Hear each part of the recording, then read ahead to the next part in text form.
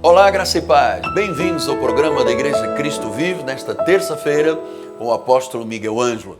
Nós estamos com um projeto muito importante e de vez em quando voltamos a este assunto, porque é preciso que você entenda o significado de uma mensagem pregada debaixo da unção de Deus no altar da nossa catedral. O Espírito fala, o Espírito se revela. Eu quero muito que você participe agora da segunda parte desta mensagem. A mensagem que muda a vida. A mensagem bíblica, uma vez ouvida, ela entra pelo ouvido, vai para o coração e sai pela boca em forma de confissão. Com vocês, o culto da Cristo Vive. Durante o programa, nosso telefone 30 17 90 90 está aberto. Ligue para nós, participe, envolva-se. Deus tem algo muito forte para a sua vida. Com vocês, a hora do Espírito de Deus falar. Eu volto. Hoje eu quero falar à igreja sobre o poder sobrenatural da semente e da sementeira. Às vezes, poucas vezes que alguém nos procura a respeito de casamento, que é um assunto que deveria ser tratado dentro dos gabinetes, a pessoa às vezes casa e nem sequer vem perguntar aos seus líderes se estão de acordo com aquele casamento. Mas olha, apóstolo, eu conheci um rapaz, ele é muito bom. De vez em quando ele tem um ataque nervoso, ele me bate, puxa o cabelo, me arrasta. Gente finíssima. Eu noto que às vezes ele bebe 7 cervejas e tal, depois no carro me dá cotovelada, dá pontapé, mas depois diz: meu amor, quer casar comigo com uma flor? E eu digo: não case. Isso é cara de pau. Não case, porque se no namoro já está batendo, já está bebendo 7 cervejas seguidas, já está cotovelando, já está arrancando pele, imagina casado. Nem a lei de Maria da Penha resolve. Nem a lei de Maria de São João do Meriti resolve, amado. Em Portugal há um costume das mulheres do norte que diz assim: eu apanho, eu morro, mas morro de pé. Pô, morrer de pé, qual é a vantagem? Porque há pessoas tão egoístas na sua relação que não querem saber dos sentimentos do marido ou da esposa. Desde que eu esteja bem, está ótimo. O resto, rebente. Então nós estamos tratando de um assunto dizendo: é no coração que se alojam os sentimentos, os maus desígnios. E está lá a prostituição, homicídio, adultério, blá, blá, blá, é avareza. Então, meus amados, estamos tratando de um assunto muito importante. Que pena ninguém ter me ensinado isto desde criança. Porque é assim, nós nos preocupamos muito em passar valores morais para os filhos, né? Mas também devemos nos preocupar muito em passar valores de gratidão para os filhos. Volto àquela história da pouco, quer dizer, o indivíduo batalha, luta, a mãe passa ferro, trabalha, marmita, forma um filho engenheiro, um filho médico. Ele prospera na vida, compra um casarão à beira da praia. Aí chegou a velhice dos pais. Vai morrer dentro de um asilo, porque sabe, na minha casa há muito barulho, tem filhos. E o pai e a mãe? Joga para escanteio.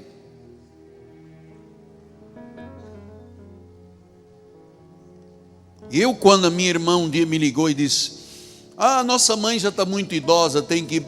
E que nem foi um lar, era um lugar maravilhoso, mas a minha mãe perdeu 75% da mobilidade quando colocaram num lugar, uma casa de repouso, perdeu 75% da mobilidade, começou a andar de muleta, depois começou a andar de cadeira de rodas, perdeu a vitalidade toda, porque estava num lugar que todos os dias morria alguém. Aquela irmãzinha, morreu ontem, aquela morreu, vai morrer amanhã, sabe? Porque levar a mãe para casa, ou cuidar ou pagar do melhor, não está no coração das pessoas. Isso chama egoísmo. Nós temos que cuidar dos nossos pais, temos que cuidar da nossa família e temos que aprender a dividir a vida, porque é lá no coração que se alojam os maus sentimentos, os maus desígnios. Diz que a avareza é o mau desígnio. De vez em quando eu ensino estas coisas, alguém que se levanta da igreja, bate ali os pés na porta, sacode a poeira, não volto aqui, porque esse homem está falando que eu tenho que dar o meu dízimo. Amado, ouça, isto é Deus com você. Não há nada de obrigatoriedade, nada. Ou eu acredito numa coisa de Deus e o meu coração é generoso, ou então eu sou um avaro. E o avaro, diz a Bíblia, que é filho maldito. Eu ia chamar alguém de filho maldito, mas eu não teria coragem, mas a Bíblia chama. Apóstolo, então me diga uma coisa. Como é que eu posso ser um doador com alegria? Doar o meu perdão com alegria. Doar a minha misericórdia com alegria. Minha compaixão, meu tempo, meu talento, meu dízimo, minha oferta. Você sabe, isto é uma obra de Deus no coração. É um assunto de coração, porque o coração é lá que se alojam os maus desígnios. O oposto ao generoso é o egoísta. Um coração natural é egoísta, é rancoroso. O que o Espírito Santo faz? Tira aquele coração de pedra, endurecido, e coloca um coração novo. E é tão lindo quando você vê uma pessoa de coração novo. Há pouco um senhor veio aqui na frente e disse assim: a minha esposa sempre dizimava aqui na igreja, mas a partir de hoje eu vou dizimar. O senhor está lá, barbinha branca, olha. Quer dizer, ele entendeu que a esposa estava dando um testemunho tão importante para a vida dele. Ele disse: eu quero saber porque a minha esposa dizima, porque o coração dela já foi transformado. E ele disse: no fundo estava me dizendo, meu coração foi transformado. Porque eu entendo isto, porque é muito triste conviver com uma pessoa egoísta. É muito triste conviver com um marido egoísta, com uma esposa egoísta, com filhos egoístas, com pais egoístas. Não toca no meu carro. Se tocar, eu vou dançar as poderosas. Eu vou rebolar. Teu carro. Aí chega um indivíduo com um meliante, mete o mano na cabeça e leva o carro. E o meu carro, meliante, o meu carro. Então, sabe, temos que ter a mente nesta questão, porque não compartilhar a vida, não dividir, não dar, esconder o que tem, é outra história. Eu me recordo do meu pai. Você sabe, meu pai era português, a minha mãe era africana, meu pai era português. E diz que há uma cidade lá, uma região, uma província em Portugal, que eles têm umas gavetas na mesa. Então quando alguém toca na hora da comida, eles botam tudo dentro da gaveta. Aí eles perguntam assim: você já almoçou? E a pessoa diz: não. Olha, está na hora de eles almoçar. Se a pessoa diz: não, eu já almocei, vi isso. Então traz de volta, porque já almoçou, não vai tirar. Mas isto chama egoísmo. Esconder a comida. Isso era. A madrinha da minha mãezinha fazia bolo e tinha um armário dentro do toalete, onde ela guardava o bolo. Então ela fazia bolo e cadê o cheiro do bolo? Onde é que está o bolo? O bolo, ninguém viu o bolo. Ela possuía um armário dentro do toalete, onde ela punha nas fatias de bolo, para ninguém comer o bolo.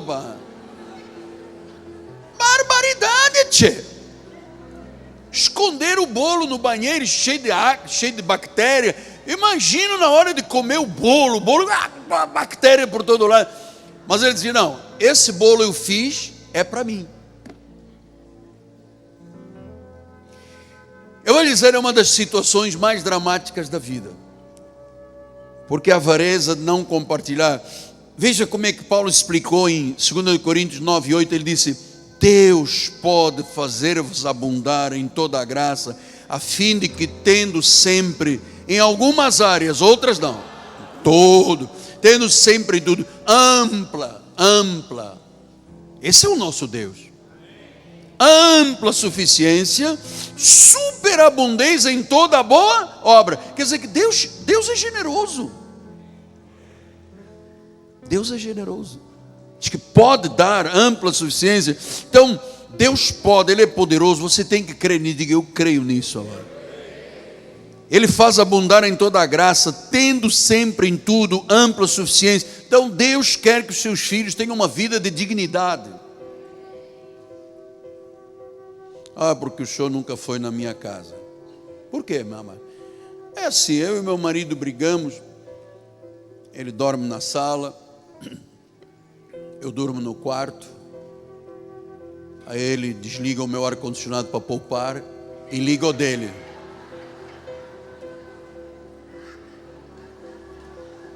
É maior egoísta? Quer dizer, eu estou no quarto, ligo o meu ar, você está na sala, no calor, no inferno, em Trípoli, 600 graus. Você merece ficar aí sendo cozida como aquele, como chama aquele frango, o frangão de Natal, que fica lá passando no forno. Isso é egoísmo, isso é maldição. Então imagine.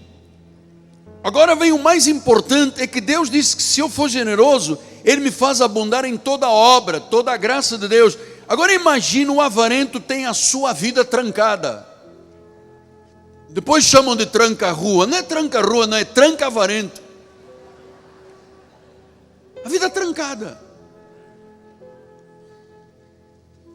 Não avança, porque se eu não compartilho a minha vida, amado, é como, você sabe, é como garrotear um membro aqui. Se eu garrotear aqui o meu braço, daqui a pouco eu tenho uma necrose, vai gangrenar, morreu.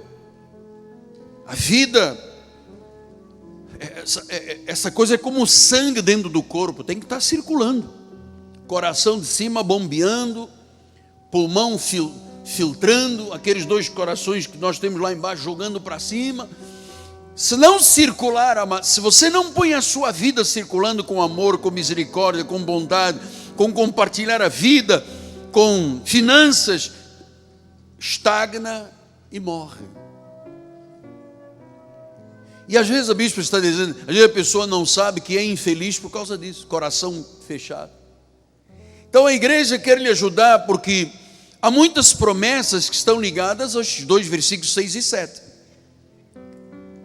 Deus, se você der com alegria, Deus pode fazer viver em ampla suficiência, tendo sempre em tudo ampla suficiência. Quer dizer que se eu for avarento, nunca terei ampla suficiência em nada. Isto está ligado ao semear e ao colher. Veja como é que Paulo disse em Gálatas 6, 7 a 10, diz assim: não vos enganeis, de Deus não se zomba, aquilo que o homem semear, ceifará. Porque o que semeia para a sua própria carne, da carne colhe o quê? Corrupção.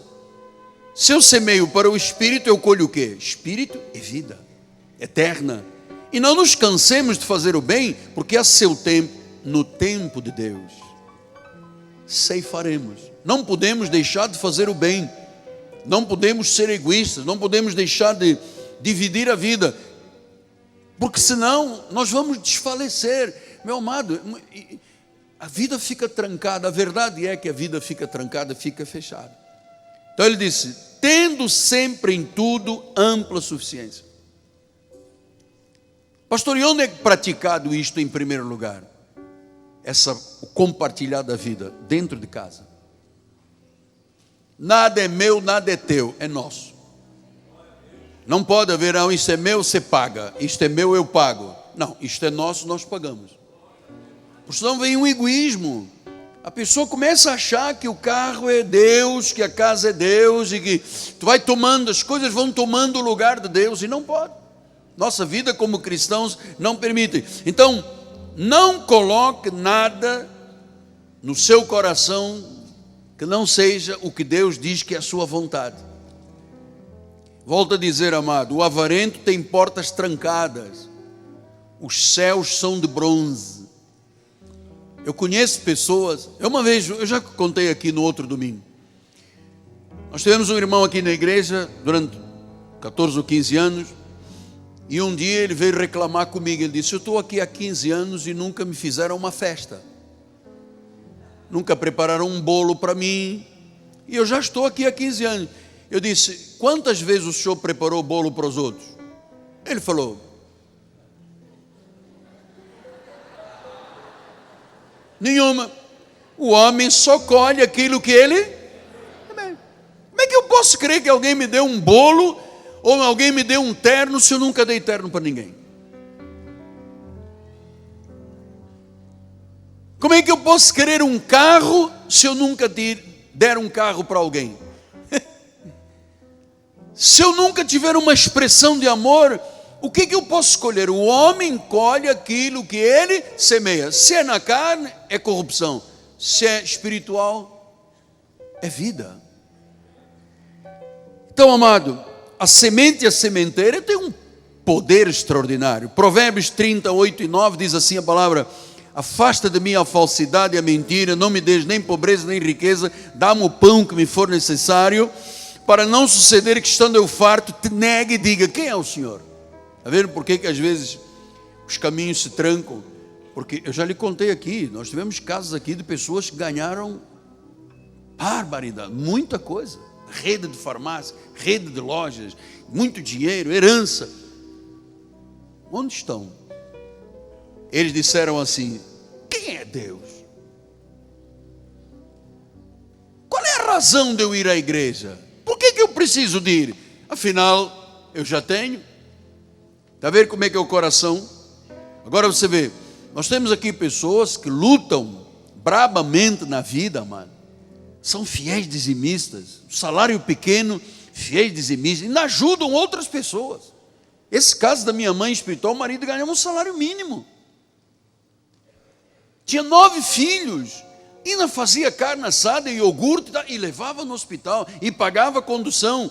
Pô, do pouco, Deus fazia muito, porque o coração é generoso.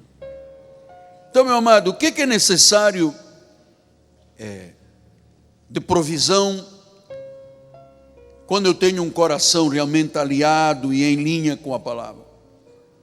Filipenses 4:19, ele diz assim: o meu Deus, segundo a sua riqueza em glória. Ele não disse que Deus não é generoso. Ele diz: não, Deus é generoso. Riqueza de glória há de suprir em Cristo Jesus cada uma das vossas necessidades.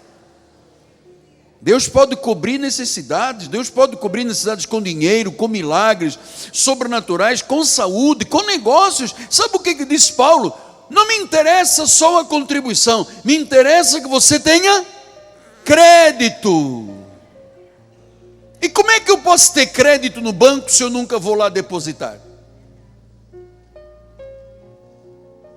Se eu não deposito na minha conta, se eu não tenho dinheiro, como é que eu vou chegar ao gerente e dizer: ah, me empresta dinheiro? Ele vai basear-se em quê? Num saldo zero? Eu tenho que depositar. Então, em 1 Reis 17:6, diz que os corvos, está falando de Elias, o profeta, lhe traziam pela manhã pão e carne, como também pão e carne ao anoitecer, e ele bebia da torrente, ele bebia do rio. Olha, Elias, nesse momento, não precisava de dinheiro. Ele precisava de provisão. O que Deus fazia? Mandava os corvos levar pão e carne. Isto é o sobrenatural de Deus. Pão e carne. Depois em 1 Reis 19:5-8, diz assim: deitou-se, dormiu debaixo de um zimbro, eis que um anjo tocou e lhe disse: levanta-te e come. Olhou e ele viu junto da cabeceira um pão cozido sobre pedras em brasa, uma botija de água, comeu, bebeu e tornou a dormir. Voltou segunda vez o anjo, tocou-lhe e disse: levanta-te, come, porque o caminho te será sobremodo longo. Levantou-se, comeu e bebeu, e à força da comida caminhou 40 dias. O que Deus está mostrando? Que a vida não se resume apenas nas coisas de bens que o homem tem. Nesse momento, o que Elias precisava? De um mover sobrenatural de Deus. Ele precisava da mão de Deus sobre a vida dele. Como ele tinha crédito, Deus enviou um anjo que preparou pão, trouxe botija de água. Deus trouxe toda a provisão. E eu vou lhe dizer, talvez haja pessoas entre nós que o problema não seja dinheiro, mas estão precisando de um milagre na saúde, na família, nas emoções.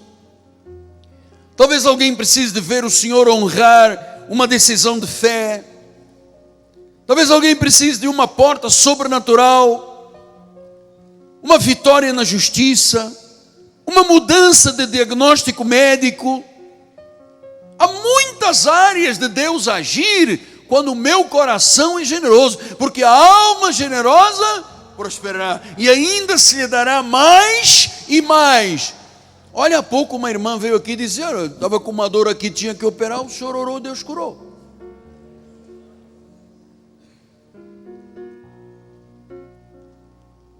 Então, eu acredito, amados, no que Paulo ensinou. Por isso é que esta passagem é muito importante, ela é extraordinária. 2 Coríntios 9, 10, Deus a continuação diz: ora, aquele que dá semente ao que semeia. Eu sou generoso, Deus deu semente para semear, administrar bem, semear para voltar a ter. Isto é um processo na vida. Ninguém cresce sem trabalho, ninguém cresce sem ser um coração generoso. Aquele que dá semente ao que semeia, pão para alimento, o que ele faz? Suprirá, aumentará a sementeira, porque a tendência é esta: semeou, administrou, Deus vai aumentando. E diz que multiplica, supre, aumenta e multiplica. Não é isto maravilhoso? Versículo número 11: enriquecendo-vos em tudo. Quer dizer, quando uma pessoa tem um coração generoso, a tendência é chegar à riqueza. Só que isso é um palavrão no meio evangélico. As pessoas aplaudem a pobreza, mas não reconhecem a riqueza vinda de Deus. O Senhor diz: sou eu que dou forças para adquirir riqueza. Então, diz que Deus enriquecendo em tudo, para quê? Por que Deus dá? É para eu ser o quê? Para toda generosidade, a qual faz que, pela nossa generosidade, por nosso intermédio, sejam tributadas graças a Deus. Então, meu amado, minha amada, todo doador generoso, não importa a área, tem sempre suficiência, suprimento, aumento e multiplicação de Deus. Hoje eu quero falar à igreja sobre o poder sobrenatural da semente e da sementeira. Bom, estamos chegando ao final do nosso programa. Hoje é terça-feira, teremos escola bíblica às 10 horas da manhã com o Bispo Daniel. E amanhã, um grande encontro profético e apostólico em nosso ministério. Nós estamos conhecendo a visão de Deus para a vida, conhecendo os mistérios da graça de Deus, estamos conhecendo a grandeza e a profundidade do coração de Deus em nosso ministério. Você precisa de verdade, só a verdade é libertadora. A lei oprime, a lei é o ministério de condenação e de morte. A graça é o ministério de vida. Então, quando você conhece a graça de Deus, você passa a viver numa dimensão espiritual muito acima da condenação e da morte da lei.